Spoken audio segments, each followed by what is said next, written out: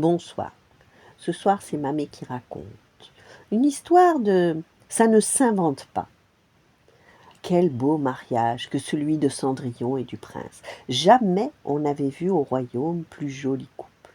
Javotte et Anastasie, les deux demi-sœurs de Cendrillon, enrageaient.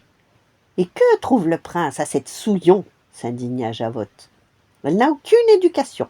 Elle ne sait ni chanter ni jouer de la flûte traversière, renchérit Anastasie. Alors que nous prenons des cours depuis des années, enchaîna Javotte. Ce n'est pas juste. Si j'avais su, je n'aurais pas autant travaillé, grogna Anastasie. Regarde cette paresseuse de Cendrillon. Elle n'est douée que pour la lessive et le balai, se moqua Javotte. Tu parles d'une princesse. Jack et Gus, les souris amis de Cendrillon, avaient tout entendu. Ils sortirent de leur cachette par la fissure dans le mur. C'est trop drôle de les écouter, ces deux jalouses, s'esclaffa Jack. Elles sont d'une telle mauvaise foi. Ah ça oui alors, approuva Gus. Notre Cendrillon est si jolie. Ce n'est pas étonnant que le prince la préfère. Et puis elle est gentille, ajouta Jack. Elle est douce, attentionnée. Ça ne s'invente pas.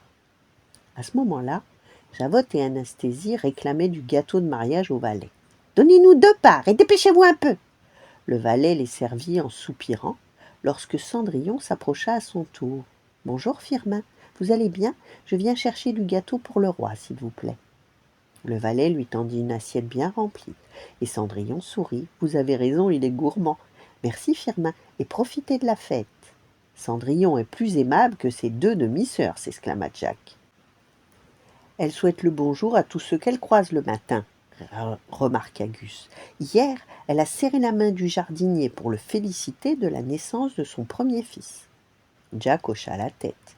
Jamais Javotte et Anastasie ne se soucieraient ainsi d'un simple employé. D'ailleurs, elles bousculèrent le grand-duc en traversant la salle de bal. Et loin de s'excuser, elles aboyèrent. « Vous pourriez faire attention, idiot !» Puis elles tournèrent les talons et quittèrent la pièce d'un air pédant. Une telle méchanceté, ça ne s'invente pas, bouffa Gus. Oh non, et c'est pour ça aussi que le prince a choisi Cendrillon, conclut Jack en éclatant de rire. Voilà, bonne nuit, faites de beaux rêves, et à demain.